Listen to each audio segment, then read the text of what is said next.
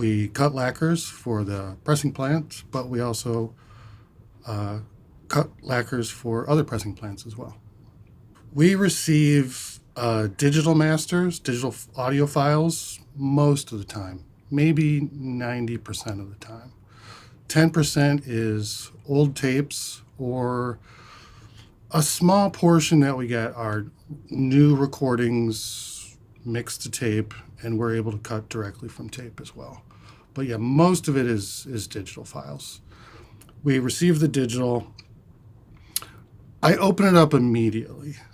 I look at it. I determine whether or not there's any issues. There's a lot of times there's issues, and I want to reach out to the client as quickly as possible and just make sure everything is the way it's supposed to be. And a lot of people haven't made a record before. They've heard different stories about what a vinyl master needs to be, and it's really all over the place. Clients will send in records that are much longer than can fit on a record. We receive files from clients that have never seen a record. They've never held a record. They've never played a record. So there is a learning curve there. And in the modern era, you have people mastering for Spotify, Apple Music, Tidal, and they don't realize that the standards, the specs for digital are often different than for vinyl. And vinyl is such a physical format that there are just absolute limits to the physicality of what can be cut and what can't be cut. And part of my job is to very gently inform them that they may have gone too far and the record is uncuttable. The thing about vinyl is there's three areas that we look at primarily that are the most important areas. With vinyl, you will always have some sort of surface noise, some clicks and pops. So the idea is you're trying to get the ratio of the music loud enough where the clicks and pops, the surface noise of the needle scraping across the plastic, where that won't be an issue. So volume is the main thing you're looking for. And the volume of a record is determined by these three factors. One is the length of time on each side of a record. And 19 minutes is a great side length. That is the standard in which we judge records. And if you've made a 38-minute record with 19 minutes on each side, you can get away with anything. We can do so much with 19 minutes. And it's not an exact science, but basically for every minute over 19 minutes, you lose 1 dB of volume. We're going to cut it 1 dB quieter. So the thing about the volume and the length is that if the longer it is, you're trying to squeeze in more lines per inch. And there's only so much space on a record. It'd be great if we could make a 13-inch record, a 14-inch record. That would solve all our problems. But we got 12 inches. It's really 3.5 inches of space for the audio. And I don't want to, different lathes are different engineers are different, but I don't want to go beyond 350 lines per inch. I can do 400, I can do 450, but it increases the likelihood of the grooves crashing or the sound actually printing through the groove wall and being played. You can hear it on two different grooves. So we try to avoid that. It's something people don't really talk about, is that when people play back a record, they listen to one side, usually side A first. They flip it over, they listen to side B. They expect side B to be the same volume as side A. But you're cutting each side totally separately. There's no reason for them to be the same volume. And often we can make side B a lot louder, but we don't do it. And the tragedy is when side B is some sloppy blues jams, long fade outs, the songs that aren't as good, they're not as arranged as well, so side B is longer. Side A has the hits. It's every song, tight arrangement, great intros, great endings, great songs. They've really got it dialed in. Side A is 17, 18 minutes. Side B is 24 minutes. Well, we want to make both sides the same length. We have to take down the volume because side B is 6 minutes longer or whatever. We have to bring down both sides. So that can be a little bit sad as a person that cares about music and recognizes the greatness of the good songs on side A.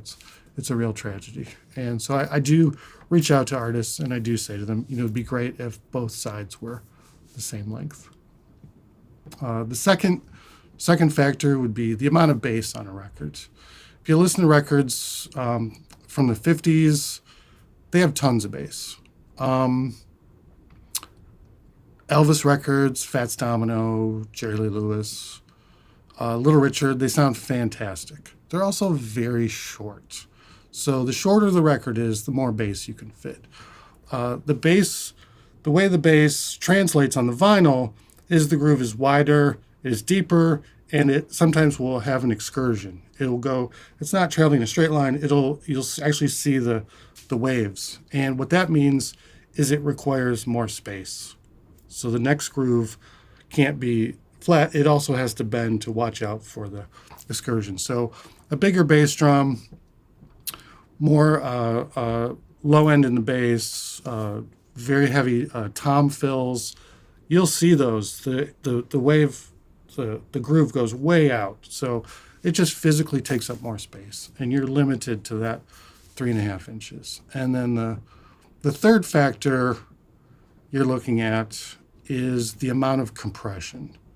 And in the 90s, really people got into CDs, and there was no limit to the compression, and it became what were called the loudness wars, and things were, wave files, if you look at it visually, were extremely compressed, extremely limited, and were just a block of sound. They called it brick-walled, and the lathe can handle a wide dynamic swing.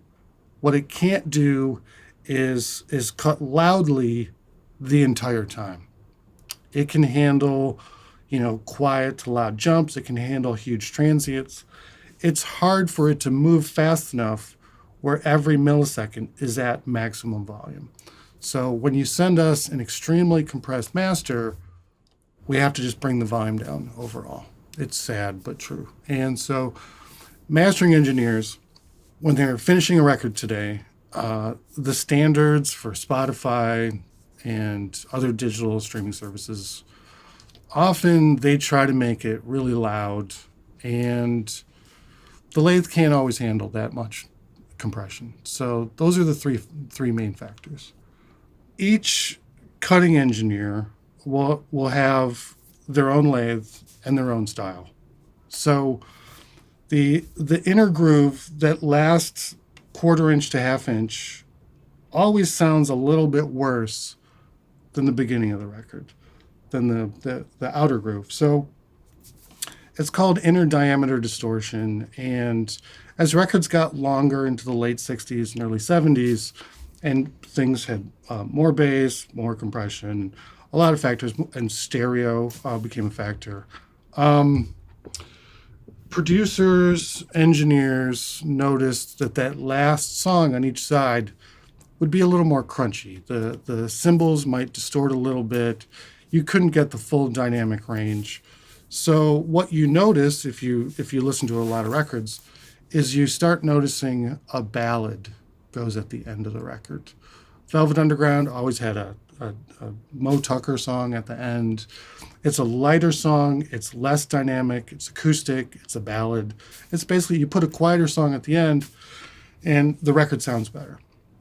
So because it's such a physical format with real world limitations, it affects the art itself. Music is primarily made up of sound. It's the main factor in music. So you want it to sound good. And if you knew that a record didn't sound as good at the end, you would change the music, you would alter the course of the composing and production and arranging to make sure that sounded good. It's very simple. You start with a banger, you end with a ballad. What some people do is the record builds up over time, It's no good. The other thing is the amount of land you're working with is very small. So every sound you put on the record is important. And what you notice is in the digital era, we got more into long fade-ins, an intro, long fade-outs, 15, 20-second fade-outs.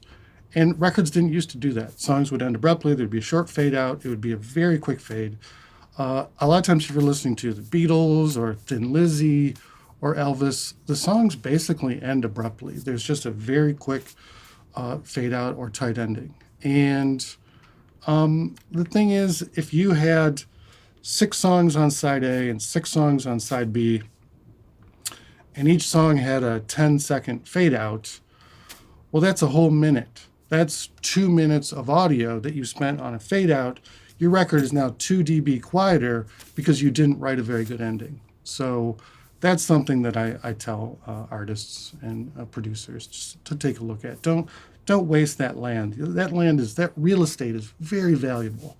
Each engineer approaches this a little differently. People have learned different ways. You've either learned from an older person that has done this for years, or it's the Wild West and you just had to jump in, figure it out yourself with little tidbits of information passed down through the years on the internet or from old magazine articles. And some engineers will try to avoid that inner diameter. They will try to cram in the grooves and just not cut anything in that space. If you do that, your record will sound better. You might compromise in other areas, so it really can depend on the music. But a lot of great records, you notice there's no audio in that last quarter to half inch of space. And they could have filled it out, but they didn't. They chose not to avoid that area. The thing about the inner diameter distortion is on a rock and roll record, sometimes that sounds cool, the loud guitars. It might translate as energy. In an ambient record, it doesn't sound that good, but it also, the music might be smooth enough where you might not notice that that there's any distortion, because it might not get into the area in which it would create distortion. So 2 engineers given the same record, given the same audio, the records will look completely different. There's no reason for them to look the same. Our lathe is very comfortable at 350 lines per inch. Other lathes, you can go to 450, no problem. And so they might go farther towards the label. They might squeeze in the grooves closer together. It's no 2 records can look the same. If you're remastering an old record or just cutting a new lacquer for an old record that they no longer have stampers for, I like to track down the first pressing. I like to look at the original record, study the level in which it came in. Our turntable is standardized, so we know the level of each record is always, we can compare them. And we load them in the computer, we study them. If a DJ comes in the room, we always quiz them. What's a loud record? What's a record that just jumps out compared to other records? And, we find them, we track them down, we study them, and you can learn so much. Reggae records have tons of bass, and they're really long. How did they do it? 2 factors. 1, they're in mono. 2, they don't mind if the records skip. If you can have a record that skips, you can do anything. At Third Man, what we've decided early on in our process is we wouldn't make records that skipped, and we wouldn't make records that distorted. So that informs everything we do.